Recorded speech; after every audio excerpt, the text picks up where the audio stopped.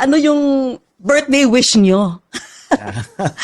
No, but simple lang naman ang aking mga hangarin sa lalo na dito para sa administrasyon ito na matapos namin lahat ng aming ginagawa. Or siyempre marami diyan hindi talaga matatapos sa 6 na taon. Kaya sana masimulan lang para sa kahit papaano sa susunod na administrasyon ay matutuloy. Dahil sayang naman at maganda naman ang nagiging resulta, ang magandang takbo ng ekonomiya, magandang mataas ang tingin sa atin ng ating mga kaibigan sa buong mundo, mataas ang tingin sa Pilipinas at lalo pang mas mataas ang tingin sa Pilipino.